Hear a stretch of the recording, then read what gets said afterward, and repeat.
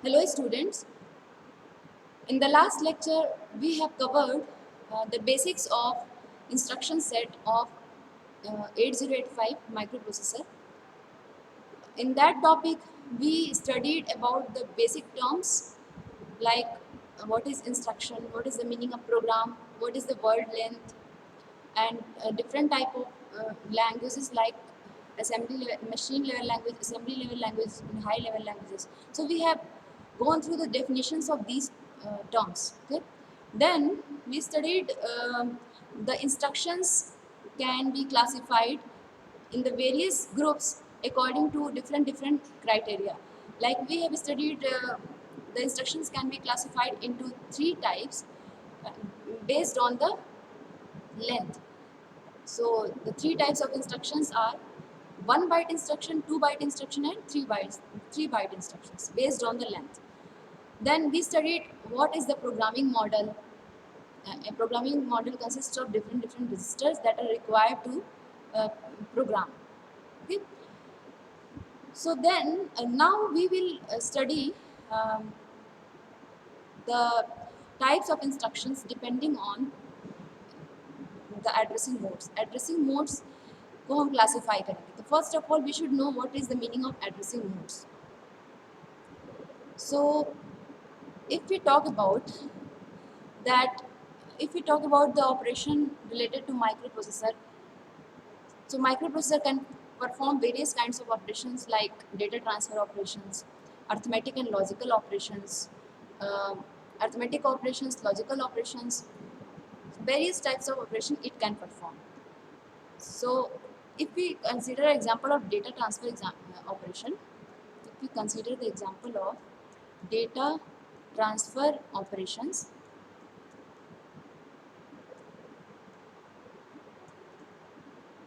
then what is the meaning of data transfer? The meaning of data transfer is the data is copied from one location to the other location. So from where it is being copied, that location is known as source. Source. जहाँ से data copy होगी उस location को बोलते हैं source. और जहाँ पे डेटा कॉपी होगी उसको बोलते हैं destination.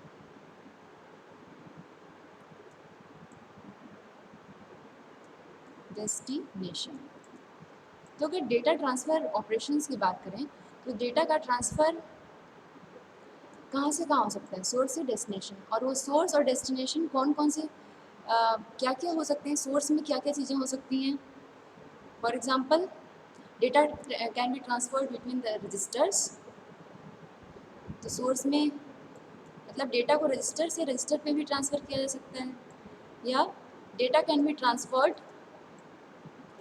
From memory location to the register, or data can be transferred from the input or output device, and data can be mentioned itself in the instruction. तो डेटा को अलग अलग तरीके से स्पेसिफाई किया जा सकता है कि डेटा कहाँ से कहाँ पे ट्रांसफ़र हो रही है. फॉर एग्जांपल कि वो रजिस्टर से ट्रांसफ़र हो रही है, या इनपुट या आउटपुट डिवाइस से ट्रांसफ़र हो रही है, या डेटा डायरेक्टली जो भी डेटा को ट्रांसफ़र करना है वो डायरेक्टली मेंशन्ड है, ऐसा भी हो सकता है, या फिर डेटा जो है किसी मेमोरी लोकेशन से ट्रांसफ़र हो रही है. तो इस तरह से अलग अलग तरीके से किसी डेटा को स्पेसिफाई किया जा सकता है. डिफरेंट मेथड से डेटा को स्पेसिफाई किया जा सकता है. तो सोर्स में भी सोर्स कुछ भी हो सकता है, फॉर एग्जांपल रजिस्टर, इनपुट और आउटपुट डिवाइस, और मेमोरी लोकेशन. इसी तरह से डेस्टिनेशन भी रजिस्टर हो सकता है, मतलब जहाँ पे कॉपी करना है तो रजिस्टर में डेटा को कॉपी किया जा सकता है, और आउटपुट डिवाइस पे डेटा को मतलब एक्सेस किया जा सकता है या ट्रांसफ़र किया जा सकता है. तो इस तरह से डेस्टिनेशन भी डिफरेंट स्पेसिफाई किए जा सकते हैं डिफरेंट तरीके से. तो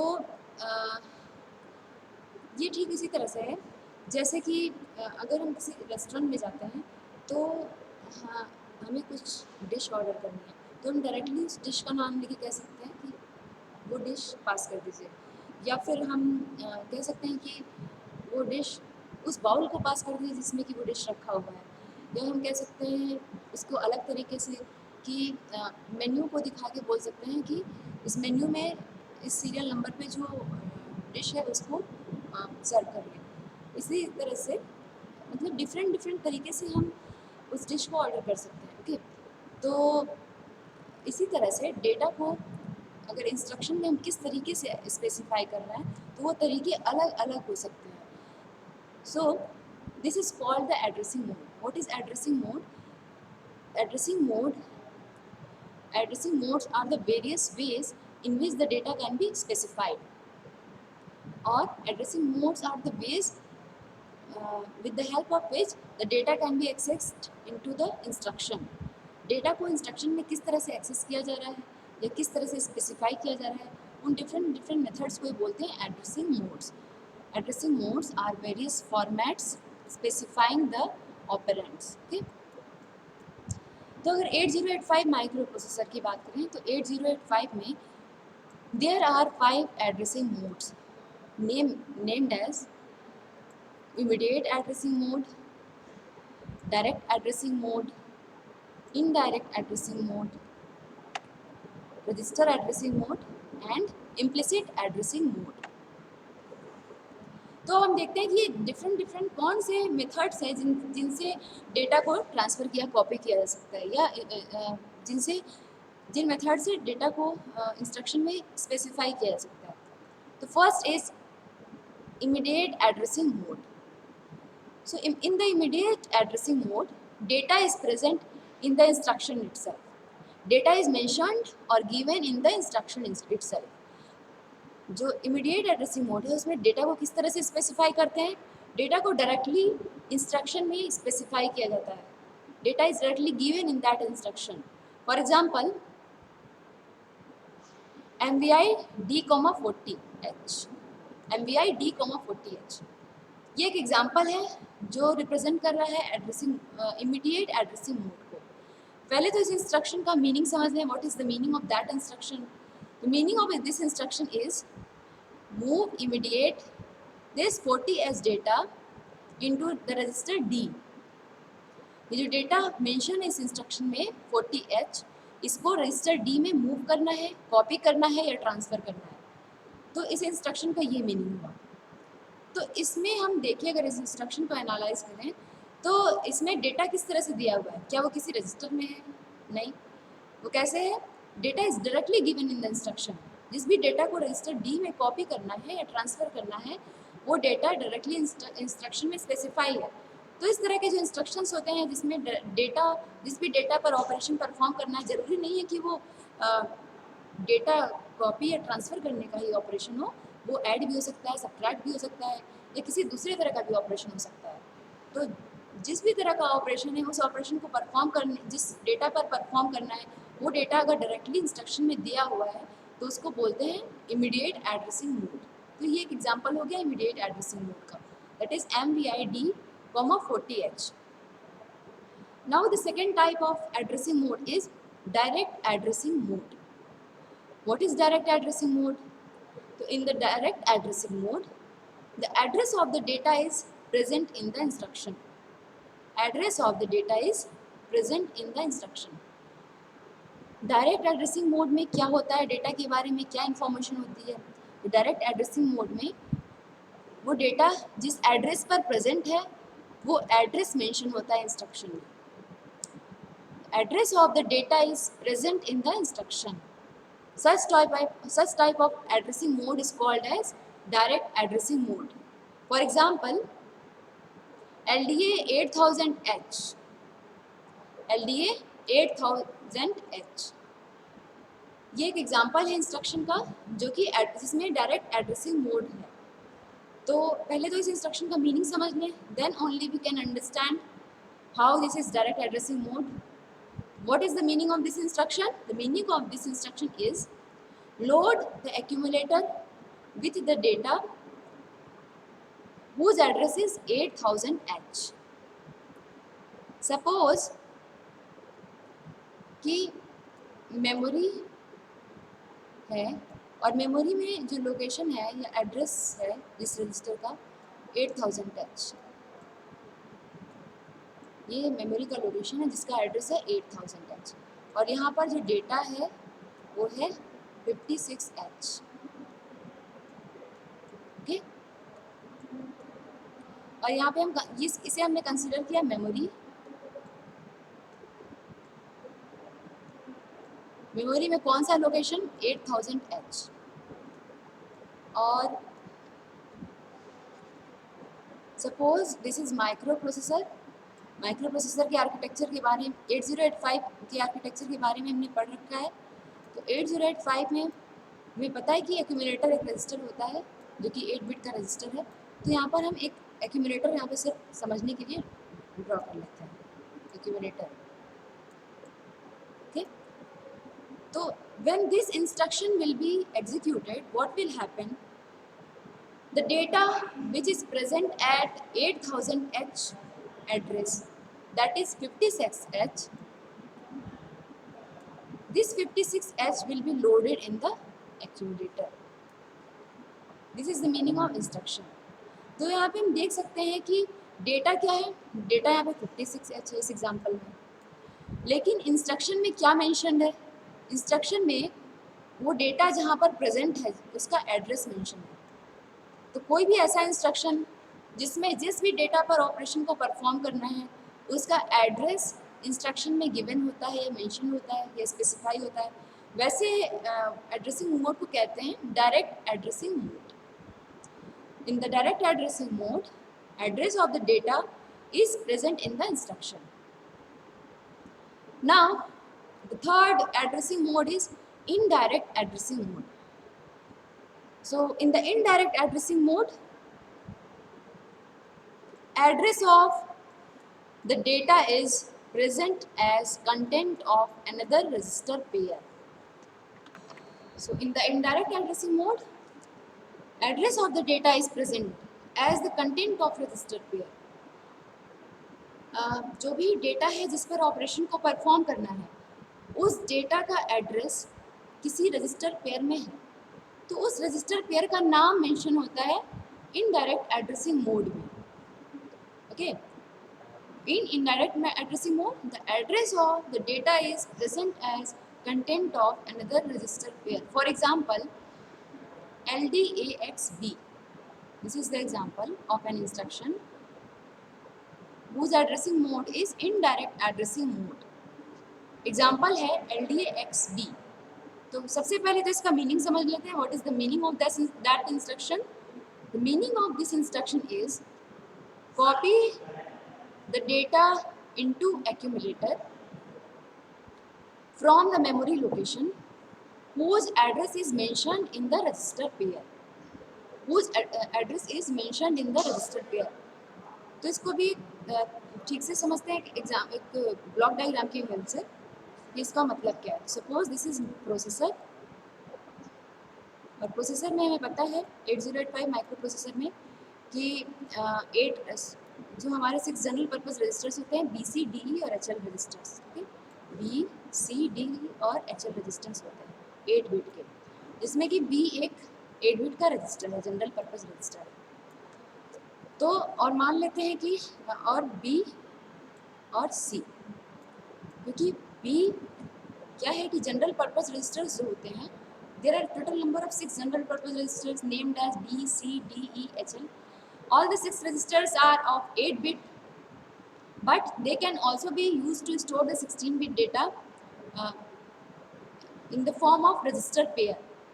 रजिस्टर पेयर के रूप में अगर उनको यूज़ किया जाए तो वो 16 बिट डेटा को भी स्टोर कर सकते हैं।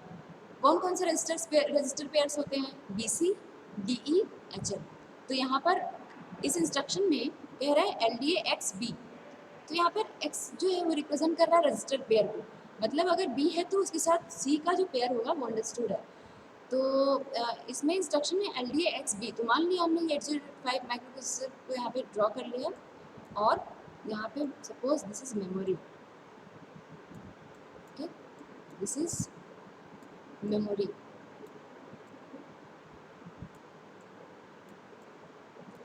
तो let us consider that this 8000 is stored in the BC register pair। 8000 is stored in the BC register pair।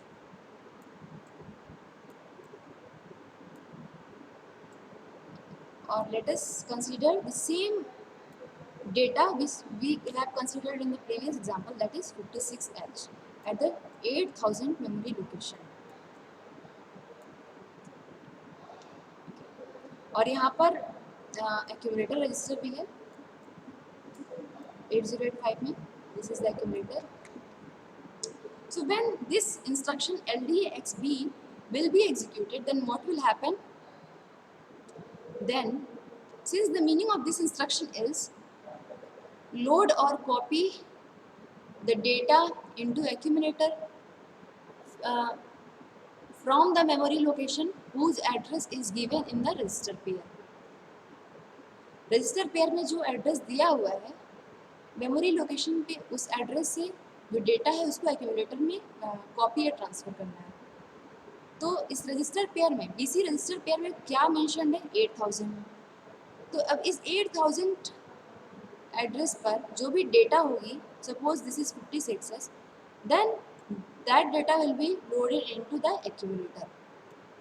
देखिए अब यहाँ पर काम तो दोनों इंस्ट्रक्शन में वही हो रहा है. जो फाइनल रिजल्ट है दोनों इंस्ट्रक्शन का जो फाइनल रिजल्ट है LDA 8000H का और LDA XB का, इस एग्जांपल में जो हमने कंसिडर किया है दोनों का जो रिजल्ट है वो तो सेम है. क्या हो रहा है फाइनली एग्जीक्यूशन के बाद इंस्ट्रक्शंस के 56H एक्यूमुलेटर में कॉपी हो जा रहा है या ट्रांसफ़र हो जा रहा है. ठीक. अच्छा, इसको हम यहाँ पर ऐसे भी लिख सकते हैं. जो हमने इमीडिएट एड्रेसिंग मोड लिखा था उसका एक और एग्जांपल कंसिडर कर लें. MVI A, 56H. Okay, suppose हमने एक इमीडिएट एड्रेसिंग मोड का एक और इंस्ट्रक्शन एग्जांपल कंसिडर किया MVI A, 56H.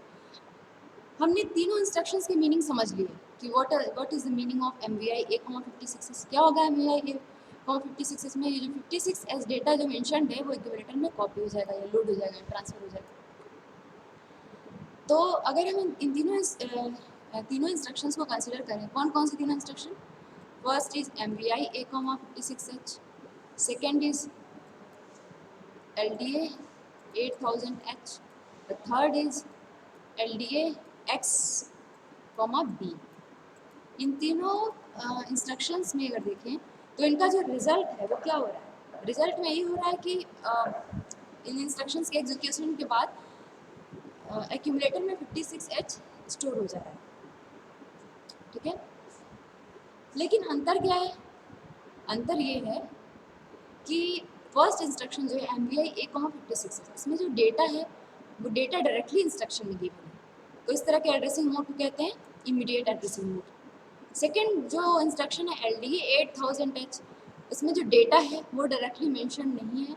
वो डेटा जिस एड्रेस लोकेशन पर स्टोर्ड है मेमोरी में वो एड्रेस इंस्ट्रक्शन में डायरेक्टली मेंशन्ड है. तो डायरेक्ट एड्रेसिंग मोड में क्या होता है? The address of the data is present in the instruction. और इनडायरेक्ट एड्रेसिंग मोड में क्या है? LDA XB एग्जांपल है. इसमें ना तो डेटा डायरेक्टली गिवन है ना तो उसका एड्रेस डायरेक्टली गिवन है. इसमें वो जो रजिस्टर पेयर मेंशन्ड है इस इंस्ट्रक्शन में, इस रजिस्टर पेयर में उस डेटा का एड्रेस है. तो यहाँ पर रजिस्टर पेयर मेंशन्ड है और रजिस्टर पेयर में क्या है? उस डेटा का एड्रेस. तो इस तरह से हमने अभी तीन एड्रेसिंग मोड्स पढ़े, immediate, direct and indirect addressing modes. Then the fourth one is register addressing mode. In the register addressing mode data is transferred between registers. In the register addressing mode data is transferred between registers. Register addressing mode में दो registers के बीच में data का transfer होता है. For example move B, C. इस example का क्या मीनिंग हुआ? इस इंस्ट्रक्शन का क्या मीनिंग है? तो इस इंस्ट्रक्शन का ये मीनिंग है कि copy the content of register C to the register B. For example suppose B में अभी 40H है और C में अभी 56H है.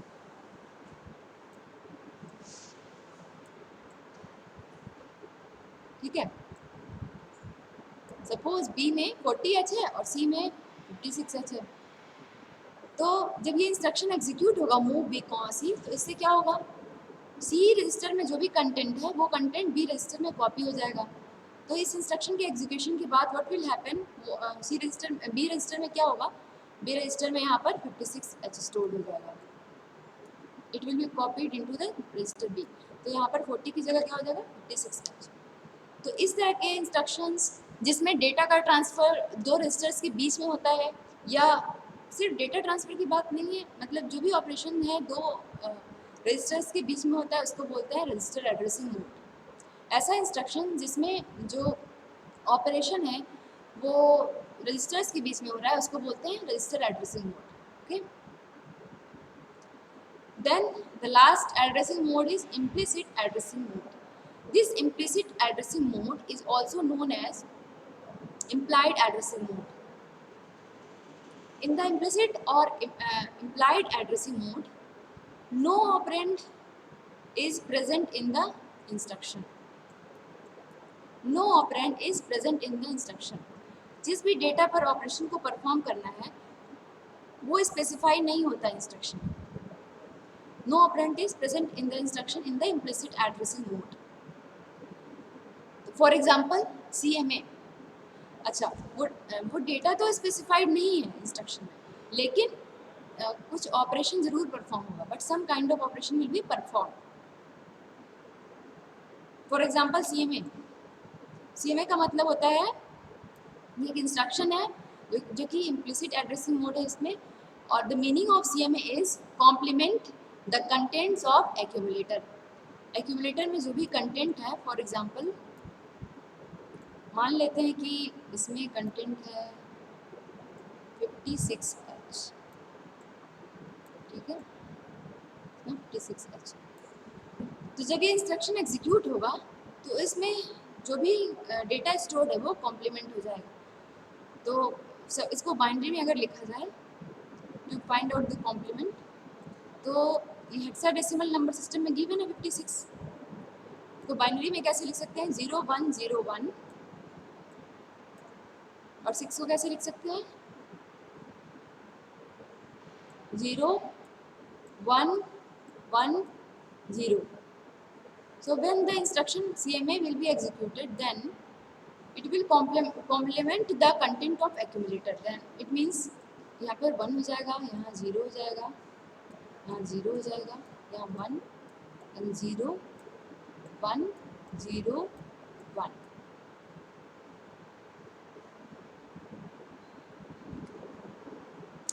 तो ये मीनिंग होता है CMA इंस्ट्रक्शन। यहाँ पर हम देख सकते हैं कि सिंपली लिखा हुआ है CMA, इसमें डेटा जो है वो मेंशन नहीं है। तो इस तरह के जो इंस्ट्रक्शंस होते हैं उसमें कोई ऑपरेंड मेंशन नहीं होता है। No operand is present in the instruction, but some kind of operation will be perform. In this way we have seen the various addressing modes. What are the addressing modes? Addressing modes are the various formats specifying the operands. And 5 addressing modes are immediate addressing mode, direct, indirect, register and implied or implicit addressing mode. तो एक बार quickly देख लेते हैं कि what is the meaning of these addressing modes. In immediate addressing mode, the data is present in the instruction itself. In direct addressing mode, address of the data is mentioned in the instruction. In indirect addressing mode, address of the data is present as content of the another register pair. In the register addressing mode, data is transferred between registers. Okay, data is transferred between registers. And in implicit or implied addressing mode, no operand is present in the instruction. तो इस तरह से addressing mode में 5 addressing modes हैं, और हमने सारे addressing modes में देखा कि कौन से एड्रेसिंग मोड का क्या मीनिंग है। Then before going to start the instruction set, first of all we should know what is the flow chart. Flow chart क्या होता है पहले तो हम ये समझ लें, ठीक है। तो the next topic we will going to study about the flow chart, because पहले क्या प्रोसेस होता है? प्रोग्राम, कोई प्रॉब्लम है, अगर हमारे पास कोई प्रॉब्लम है तो उस प्रॉब्लम को सॉल्व करने के लिए क्या क्या स्टेप्स हैं, क्या उसका लॉजिकल अप्रोच है उस प्रॉब्लम को सॉल्व करने के लिए। पहले तो उसको प्रिपेयर करना, उसके बाद उसको प्रोग्राम करना। तो ये जो रिप्रेजेंटेशन है किसी प्रॉब्लम को सॉल्व करने का लॉजिकल स्टेप्स में पिक्टोरियल फॉर्मेट के थ्रू, इसको बोलते हैं flow chart. First of all, we are going to see what is flowchart and what are the symbols which are being used in the flowchart. What is flowchart? Flowchart is a diagrammatic representation of sequence of logical steps of a program. किसी programme को लिखने के लिए जो necessary steps हैं उनको pictorial format में represent करना है, इसी को कहते हैं flowchart. The necessary steps to write a program can be represented in pictorial format, and this is known as flowchart. So it is a diagrammatic representation of sequence of logical steps of a program. किसी programme को कोई भी problem है, उसकी अगर programming करनी है तो उस प्रॉब्लम को सॉल्व करने के लिए पहले उसका एक लॉजिकल अप्रोच डेवलप किया जाए स्टेप्स के फॉर्म में, जो इम्पोर्टेंट स्टेप्स हैं उसके फॉर्म में, देन उसकी प्रोग्रामिंग आसानी से की जा सकती है। First of all the logical approach should be clear कि इस प्रॉब्लम को कैसे रिजॉल्व करना है। तो वही जो लॉजिकल स्टेप है किसी प्रोग्राम को लिखने का, उस लॉजिकल स्टेप को जो डायग्रामेटिक रिप्रेजेंटेशन या पिक्टोरियल फॉर्म में जब इसको रिप्रेजेंट किया जाता है तो उसी को बोलते हैं flow chart. Okay, flow charts use simple geometric shapes to depict processes and arrows to show relationships and process data flow. Flow chart में क्या होता है कि कुछ ज्योमेट्रिक शेप्स हैं जिनका मीनिंग डिफाइंड है। जैसे जब प्रोग्राम को शुरू करना है तो उसके लिए कौन सा शेप यूज होगा, प्रोसेस करना है तो उसके लिए कौन सा शेप यूज होगा, कोई डिसीजन लेना है, डिसीजन मेकिंग कोई स्टेप है तो उसके लिए कौन सा शेप यूज करते हैं। तो फ्लो चार्ट क्या करता है, फ्लो चार्ट में हम डिफरेंट ज्योमेट्रिक शेप्स का यूज़ कर सकते हैं जिनका मीनिंग प्री डिफाइंड है, and with the help of that geometric shapes the logical steps can be represented in the pictorial format or diagrammatic format. तो इस फ्लो चार्ट्स में डिफरेंट ज्योमेट्रिक शेप्स का यूज़ करते हैं अलग अलग डेटा फ्लो या प्रोसेसेस के बीच में रिलेशनशिप को एस्टैब्लिश या शो करने के लिए। Then it is use to assist and clarify the thinking process and to communicate the programmers thoughts और logic to others. Flow chart को देख के किसी प्रोग्राम या किसी प्रॉब्लम के फ्लो चार्ट को देख के समझा जा सकता है कि जो भी प्रोग्रामर है उसका लॉजिकल अप्रोच क्या है। तो flow chart is also helpful in order to convey the thinking of the programmer to the others. Okay, it is use to assist and clarify the thinking process and to communicate the programmer's thoughts or logic to others. Now we are going to see what are the different geometric shapes, what are the different common geometric shapes which can be used in the flow chart. So first is this rectangular shape. Its name is process.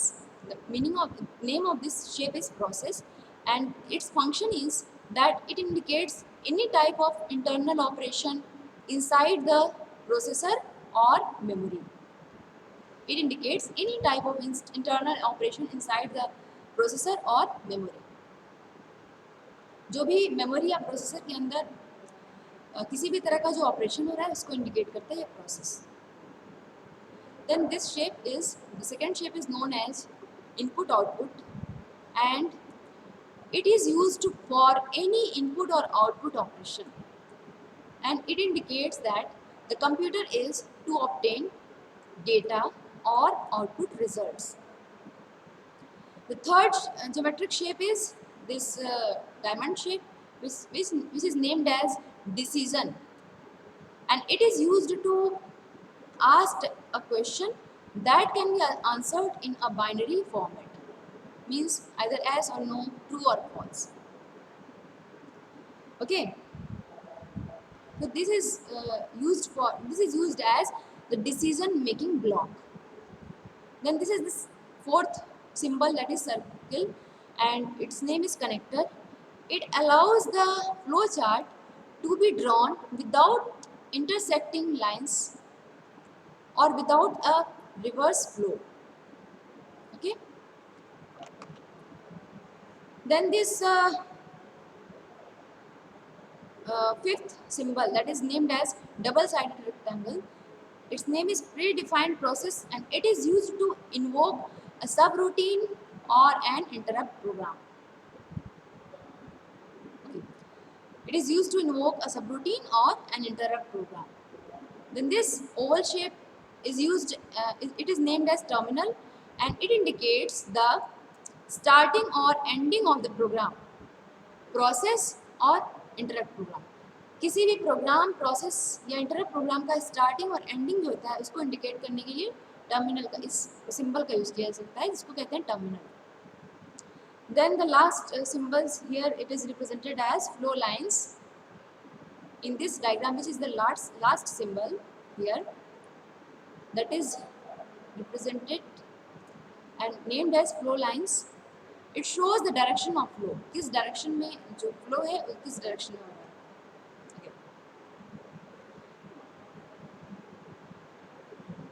Programme का execution कि कौन से direction में हो रहा है, ये flow lines उसको शो करती हैं.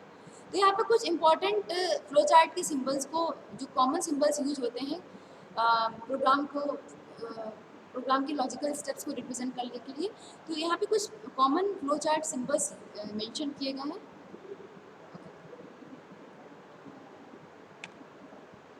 Then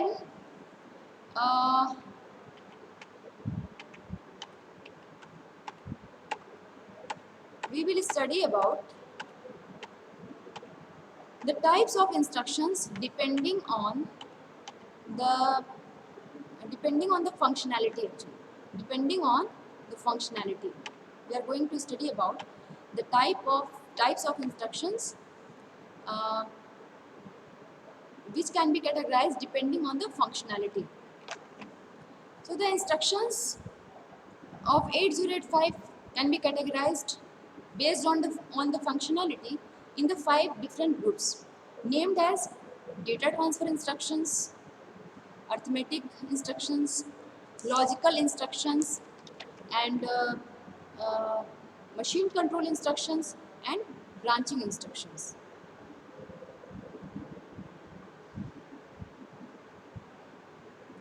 The 8085 instruction set can be classified into 5 different categories depending on the functionality. First is data transfer operation, second is arithmetic operation, third logical operation, fourth branching operation, and fifth is machine control operations. तो पहले तो हम इनके meaning समझ लें कि what are the meanings of these operations. Then we will see the operations one by one. तो first of all data transfer operation. तो डेटा ट्रांसफ़र ऑपरेशन में डेटा का जो ट्रांसफ़र सोर्स से डेस्टिनेशन में हो सकता है. So the data can be transferred from one location to another. The data can be transferred from source to the destination in the data transfer operation. And arithmetic operation में 8085 can perform the various arithmetic operation such as addition, subtraction, increment, decrement, increment and decrement. So these are examples of arithmetic operations. Similarly, logical operations. In logical operations, there are also several operations like, मतलब microprocessor 8085 कई सारे logical operation को perform कर सकता है. उनको logical operations की category में डिवाइड किया गया है. फॉर एग्जांपल एंड, और, रोटेट, कंपेयर, तो ये सारे लॉजिकल ऑपरेशंस के कैटेगरी में आते हैं. Then branching operations. Fourth type is branching operation. Branching operation का मतलब होता है कि जो प्रोग्राम के सीक्वेंस को ऑल्टर कर दे. Such kinds of operation alters the sequence of program execution. Then the last one is machine control operations. So these operations control the function of machine. The example of such instructions are halt. तो इस तरह से 5 category हैं कौन कौन सी category है 8085 instructions की? Data transfer operations, arithmetic, logical, branching operations and machine control operations. तो इन 5 कैटेगरीज के जो इंस्ट्रक्शंस हैं जो कि फंक्शनैलिटी के बेसिस पे हैं, उनको हम वन बाय वन पढ़ेंगे। तो first type of instructions are data transfer. तो डेटा ट्रांसफ़र ऑपरेशंस में जो भी इंस्ट्रक्शंस यूज होंगे उनका क्या पर्पज होगा? तो पहले तो हम लोग ये जान लें कि data can be transferred from one location and that location will be called as source to the location and that location will be named as destination. So the data can be transferred from source to the destination. और ये जो data का transfer होगा source से destination को,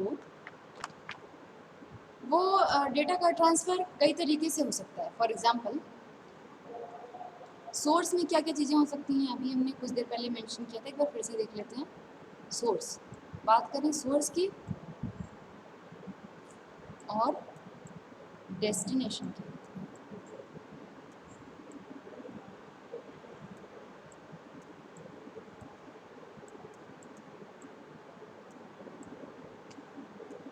source में मतलब कहाँ कौन कौन से प्लेसेस से डेटा को ट्रांसफ़र कर सकते हैं। Source can be either a resistor और अ मेमोरी लोकेशन, रजिस्टर और मेमोरी लोकेशन,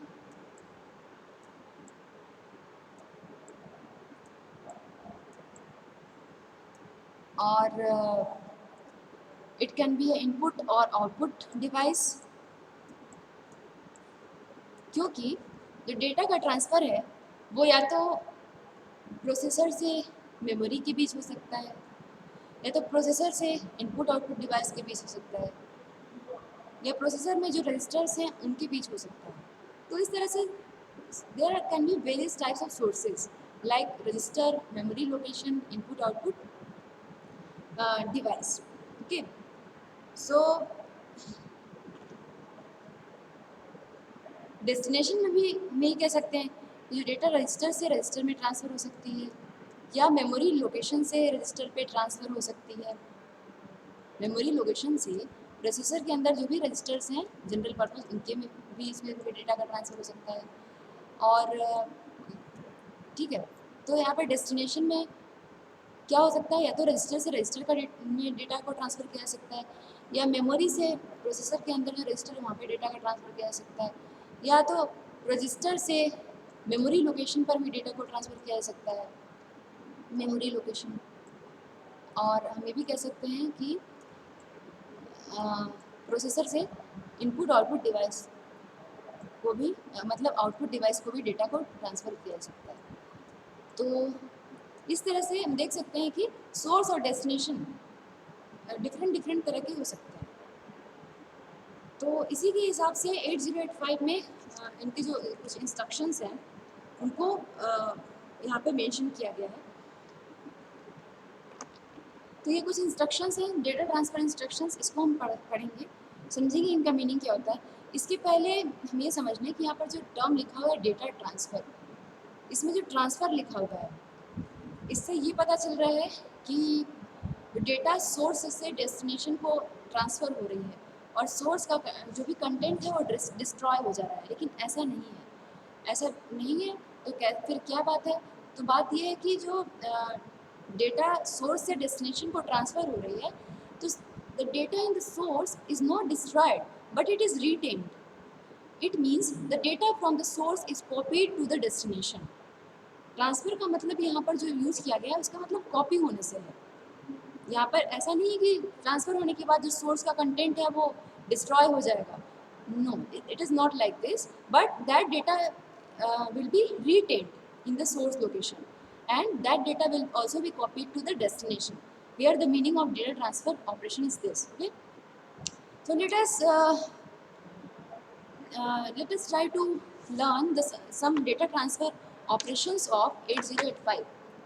तो 8085 माइक्रो प्रोसेसर में जो भी इंस्ट्रक्शंस हैं डेटा ट्रांसफ़र इंस्ट्रक्शंस, वहाँ पर यहाँ पर देखते हैं कि कौन कौन से डेटा ट्रांसफर इंस्ट्रक्शंस यूज होते हैं 8085 में। First instruction is MVI R, 8 bit.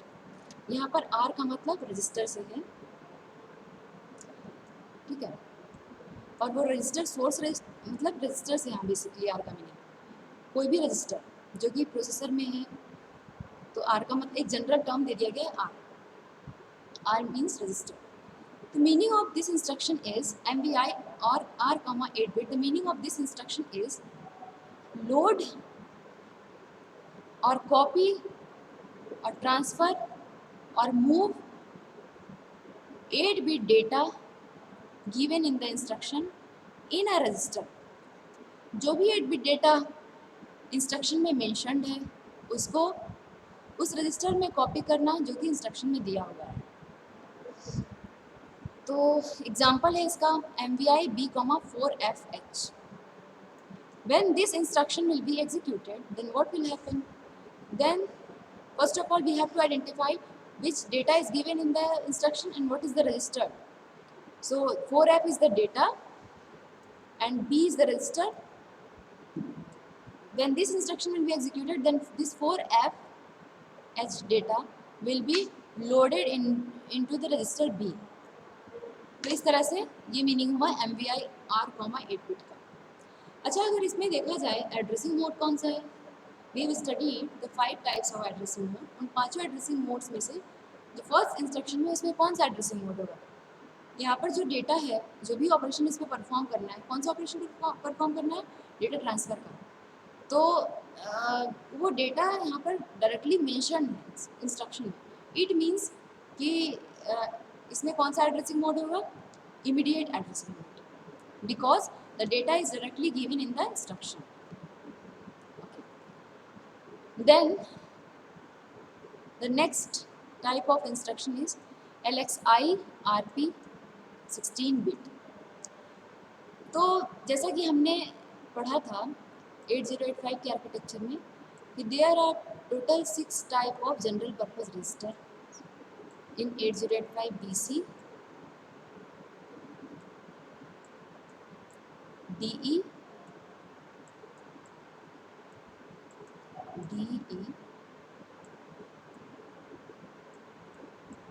and HL.